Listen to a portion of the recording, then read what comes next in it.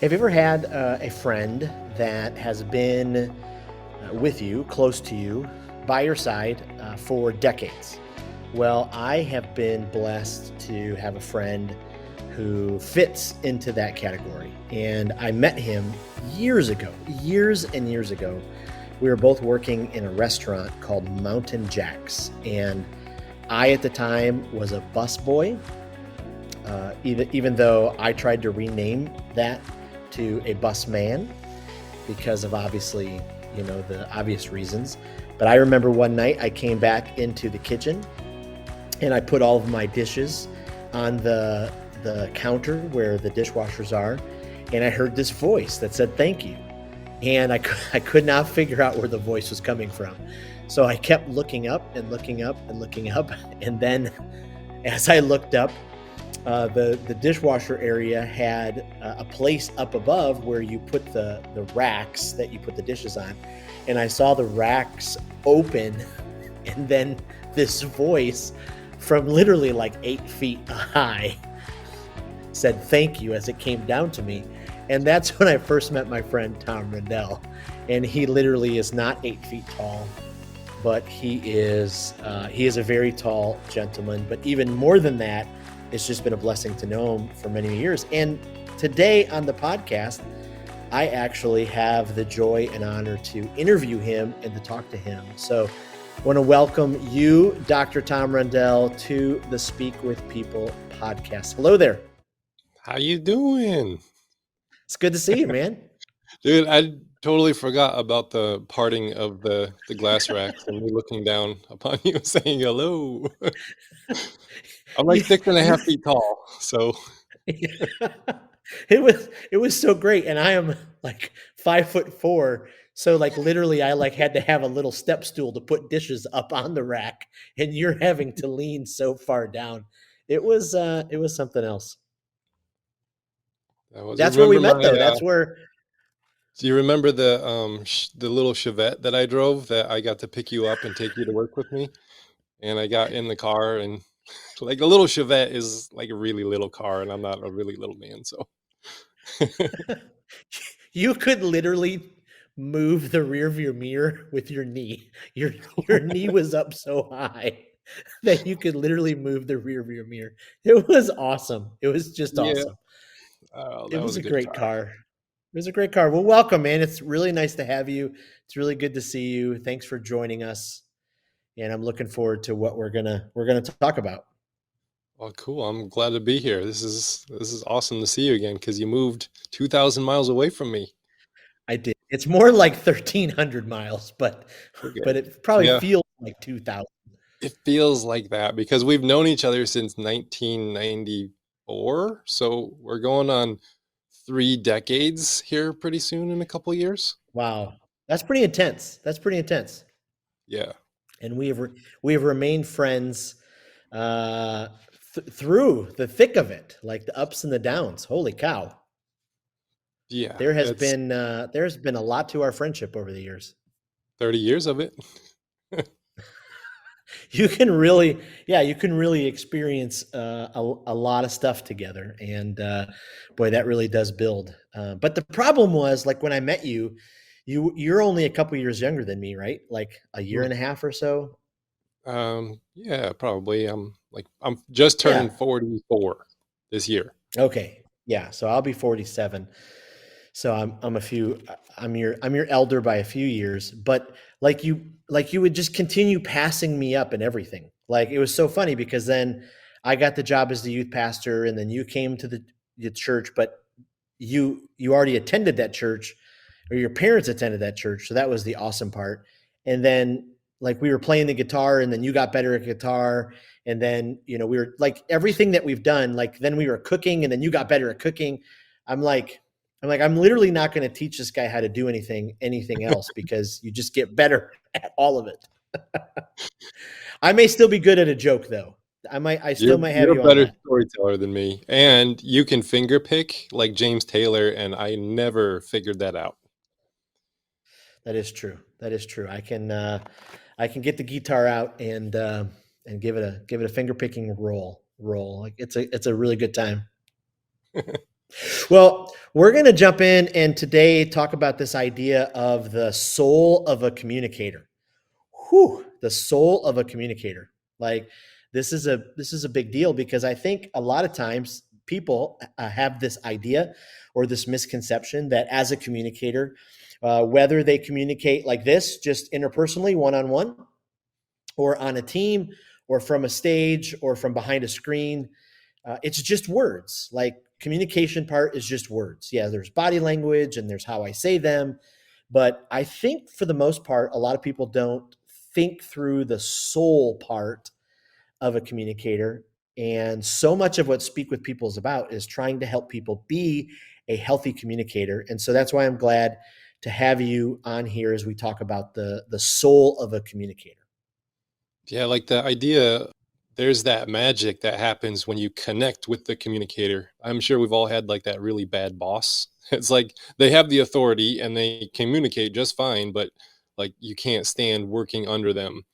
And I've sat under some people communicating, and they're like, okay, they're saying the right things, but for some reason, it's not landing, it's not connecting, and then you get to know them in their personal life, and they're just totally different than who they were when they were saying the things that they're supposed to say, and you're like, oh, okay, there's a disconnect between the person and the message of what they're saying, and that disconnect comes from a lack of like an inner life and self-awareness and health emotionally in on the interior parts of us. Wow. Yeah, so just dive in. Like, why is it so important then to have the inside healthy? I learned, I guess, the hard way, like we all tend to learn, that you can only give away something that you have. Like if I Mm, open up my wallet and I'm like, I want to give Jason $1 million. I have all the intention of giving Jason $1 million. I open up my wallet and I look in there and I'm like, well, I don't have $1 million. Sorry about that. And so often when we get up to communicate, we're like, I want to hand these people, the greatest thing in the whole world. And we've spent 4 hours crafting this message, 8 hours or however many hours crafting this thing that we want to say. And, um, we can say it, all the words just right. But, if we don't have that experiential understanding, that tangible understanding of what we're talking about, it lands differently. It doesn't hit because you can only give away something that you actually have and possess, and that's what we're trying to do when we communicate. Is we're trying to give something away, whether it's an idea or inspiration or vision, something along those lines. But like if you don't possess the thing you're trying to hand away, then mm. then you're just kind of playing a role as communicator, and it's not coming from like the authentic places. And like all of the younger people coming up in these newer generations, they just have these BS sensors that go off like so fast. And if you're not communicating from an authentic place, they're just gonna be like, I like they just sniff it out like like bomb dogs or something. I don't know how it is, but it doesn't land because they're like, he's not smoking what he's selling. He doesn't have what he's trying to give away, or she. So it's really important concept there. Absolutely. And I think you just nailed it. I think the younger generations below us, they're just aching for transparency. They're just aching for realness. And I think, so many people get away with not being real and faking it so often. And you're right, they're just sniffing it out like crazy now because they can kind of sense it. So walk us through, like, how, if we're someone and we're a communicator and we want to do kind of a check of our soul, how can we do that? How can we go, okay, I'm going to have kind of a healthy soul check. Where do I need to start? Um, you can look to your emotional reaction to something, and that tells you where you are on the inner life. Like one of the gauges on the dashboard is your emotional reaction to something. And if the emotional reaction to something does not meet like the actual reality of the event, then we are emotionally unhealthy and bringing a bunch of traumatic baggage to the event. And then we add it on to the reaction, and then it just seems like overblown.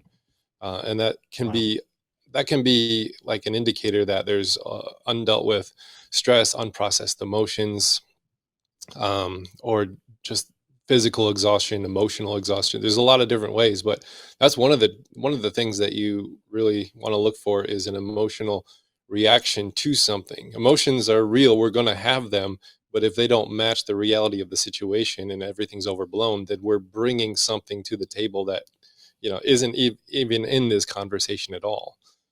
So that's one of the indicators on the light.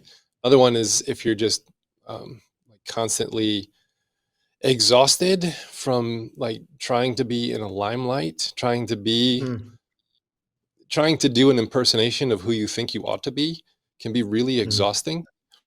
And you're up there communicating and you're putting off an ethos of, I wish I was this person. I'll just impersonate that person until that gets really exhausting really fast, because it's not coming from an authentic place of who you are.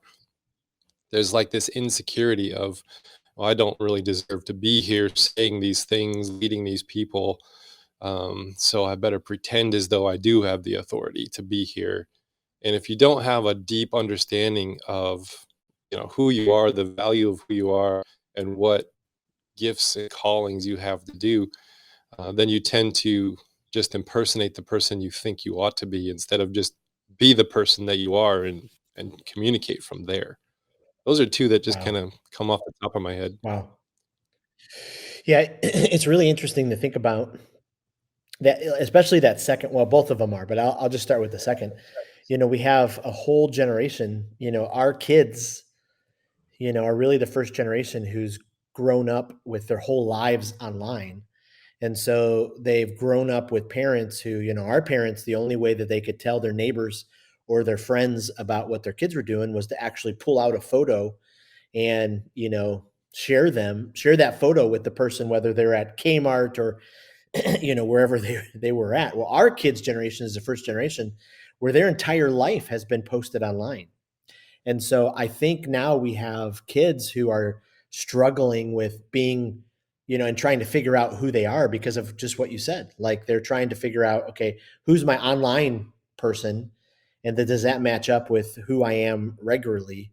It's just mind boggling to think about Mm. as our kids, nowadays have to navigate everything that's thrown at them, online. Like we didn't have to deal with any of that. Yeah, like those avatars you have to create on what you have to create them for multiple platforms, whether your video game avatar or just your Instagram avatar. I think that is like this continuation of like who we wish we were. We're doing these impersonations, and now in the virtual world, we can actually like add a filter to us, or like do a digital Yeah. version of us.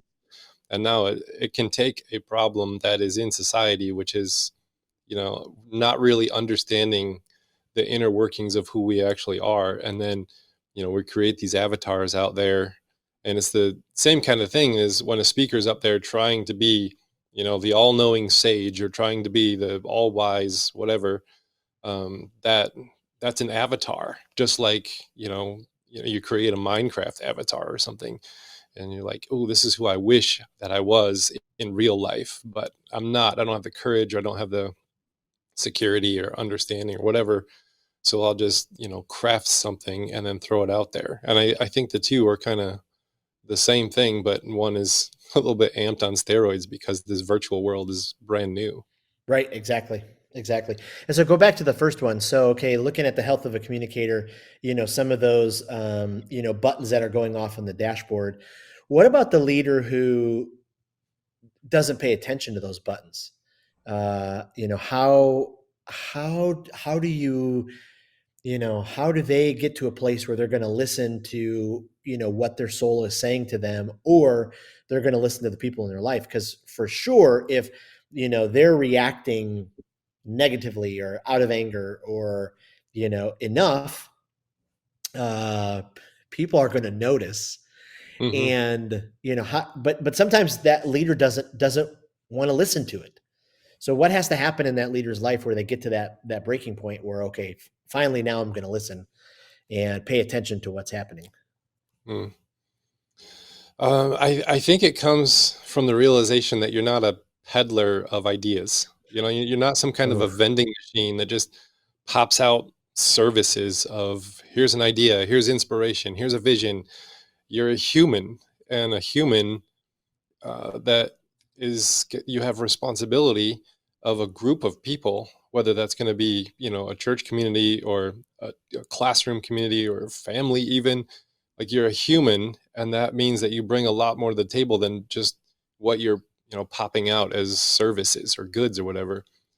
So we like tend to commodify ourselves into this object, and Mm. then we elevate that up high and say, I am a better vending machine than the person down the road. When really the idea that we're like these, human vending machines popping out ideas and concepts and whatever, that it's not essential to who you are. Like, we have to tend to our own inner life, or we're not going to be a whole human being. Because, like, another concept is you don't replicate what you know in other people. Like, how many times have you told your kids something and then they're Mm. doing something else, or like that common phrase, like, you know don't do what I do what I say. But the understanding here is, like, you replicate who you are, you don't replicate what you know in another person.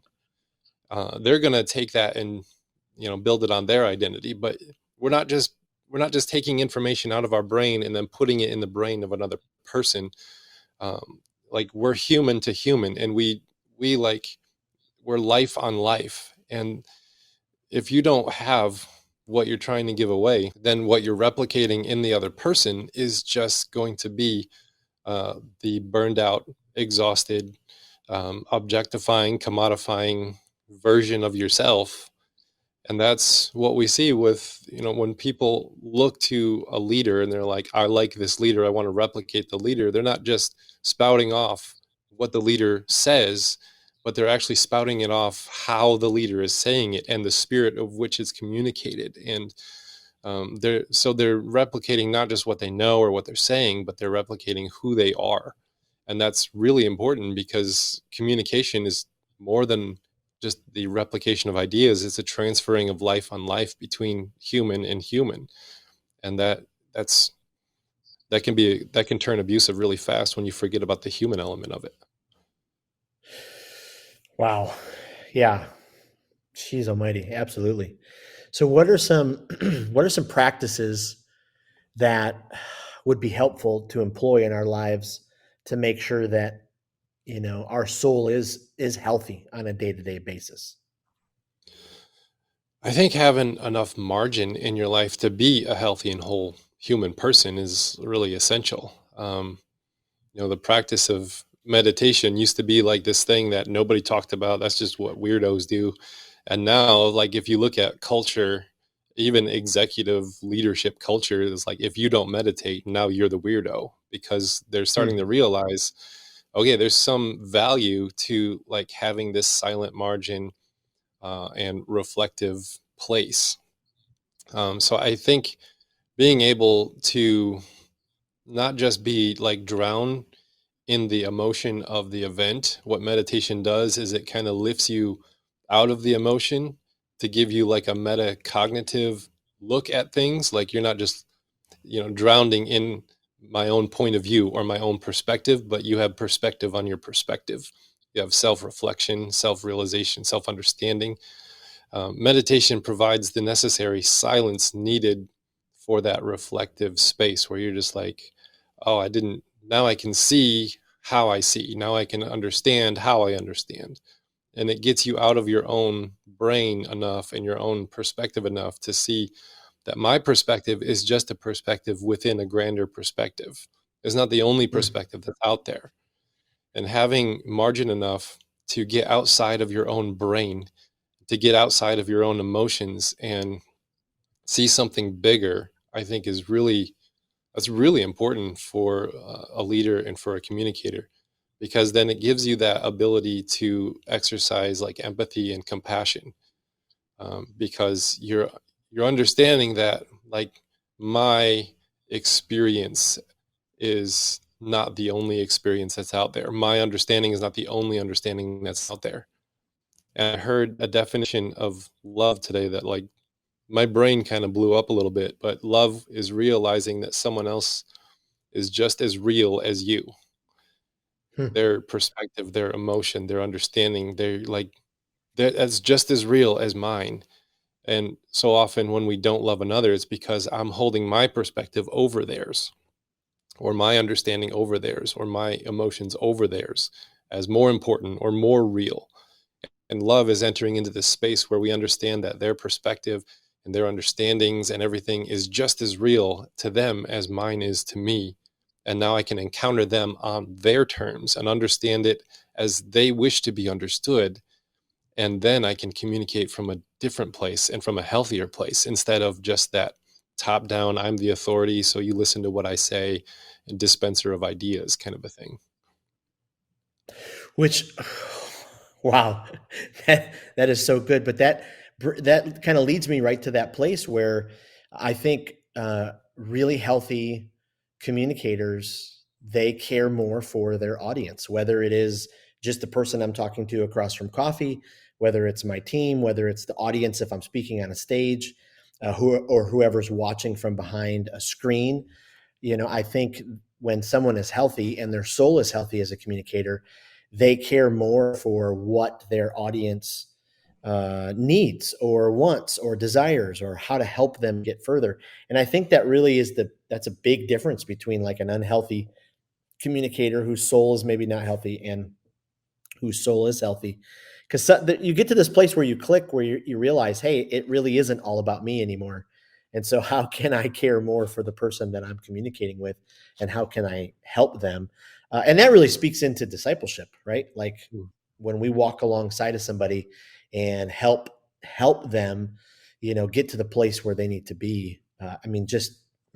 Really powerful things happen. Hmm. Yeah, and that comes with, like, the word compassion is actually two words that means co-passion, to enter into someone else's suffering and see it from their perspective, and then to kind of feel what they're feeling.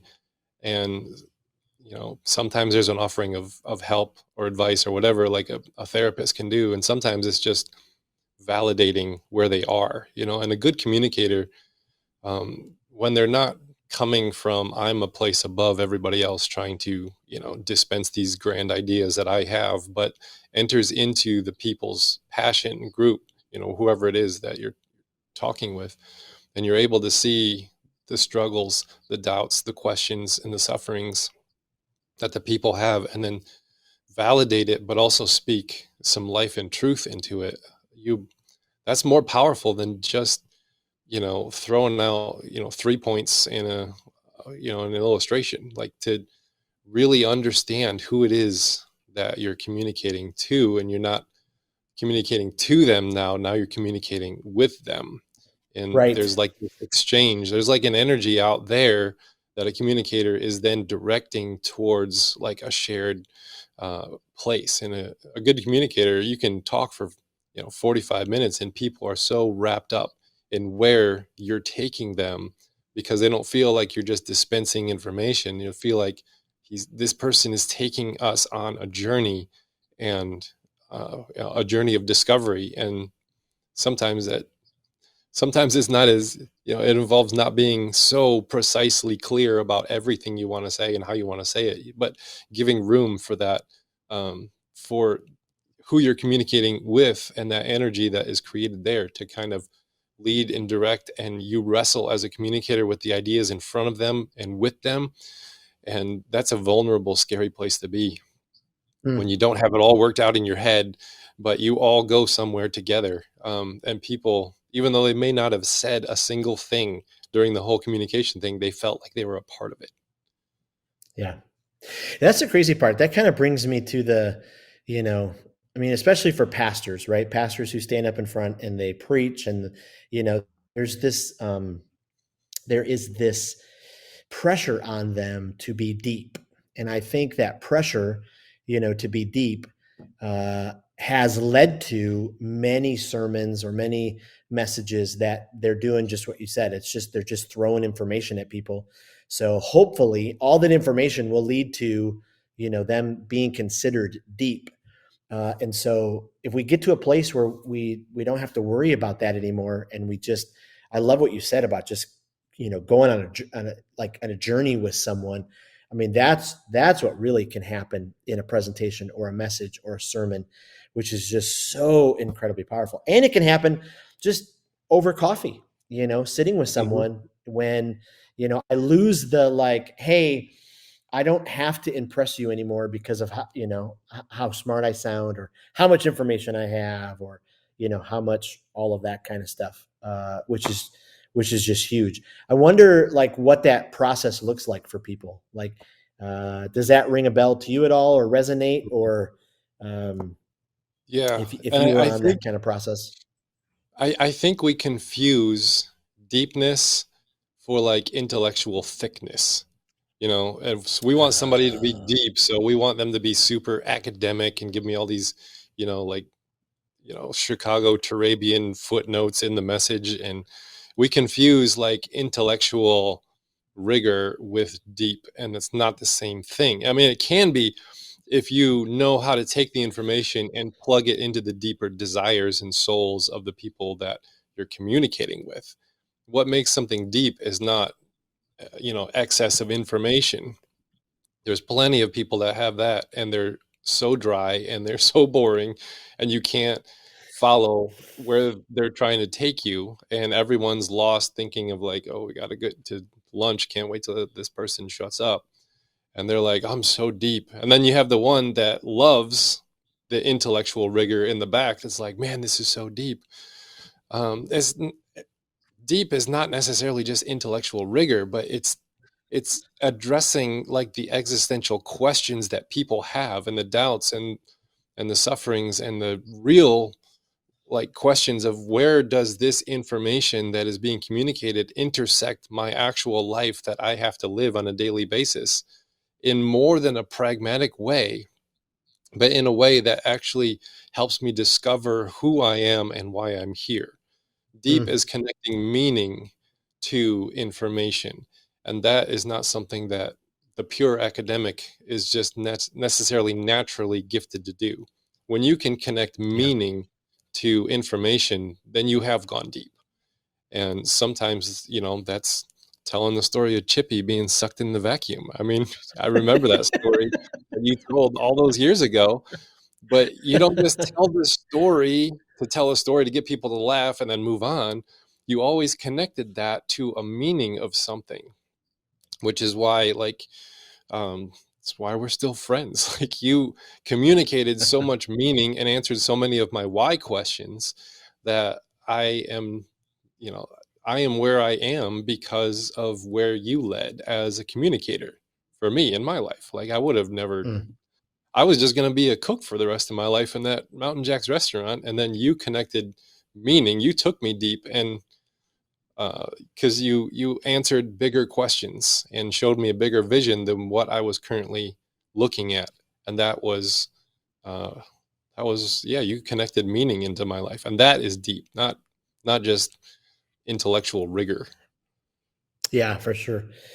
Ooh, well, man, that's powerful stuff. But I think we can do it all the time with the people who are in our lives, where we want to attach something with meaning.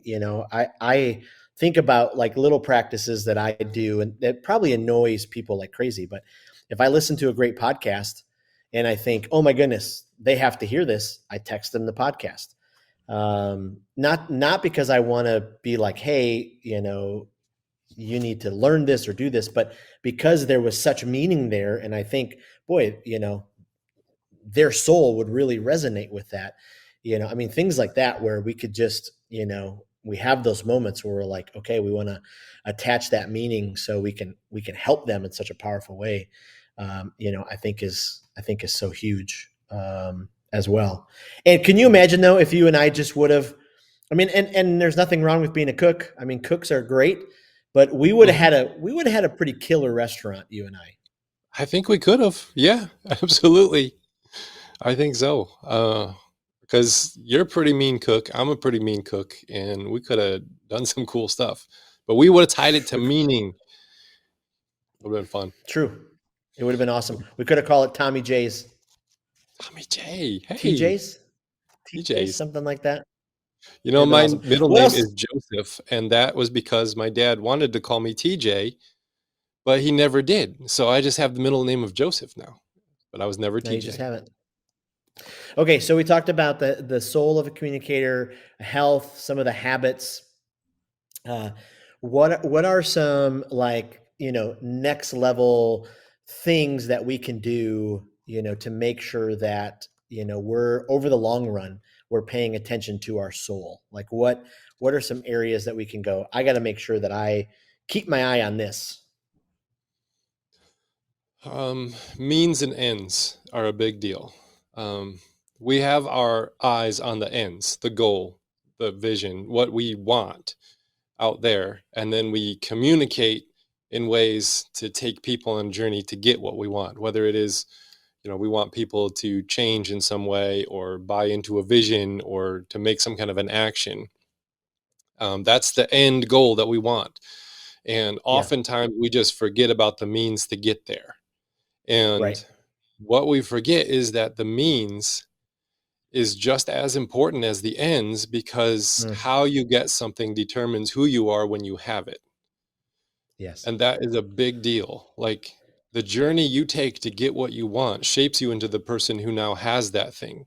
And now, can Yep. you hold that thing in a healthy way? Or did you use, coercive, manipulative, violent, domineering ways to get what you want, and now you'll be good with what you have?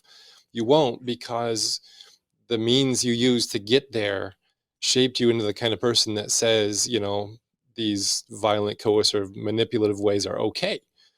And that isn't how you get something, determines who you are when you have it. And what we're really keeping our eyes on when we're communicating is we're trying to impart life to people, not just Mm, information or a goal or something.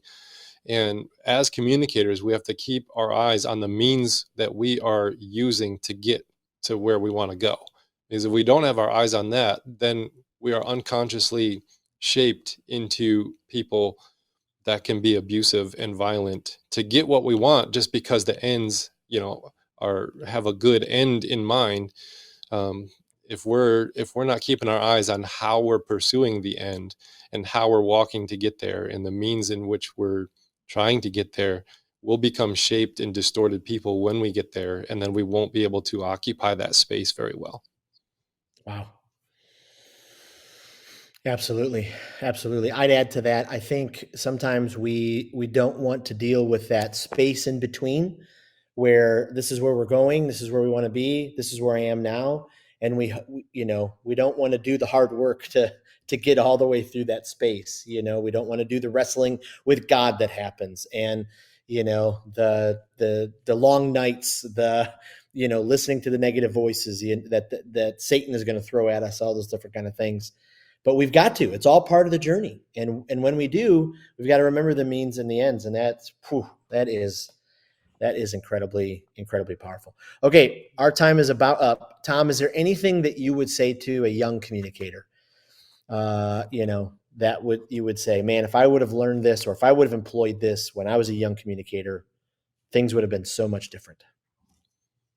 Don't be afraid. Really, like, Mm, public speaking is it seems to be like the number one fear that's out there. 3 out of 4 people say they fear public speaking more than spiders, which is illogical because spiders can kill you. Like, spiders are much more dangerous than public communicating. But what we're most afraid of when we're communicating is putting ourselves on the line, putting ourselves out there. And that's a risky thing to do.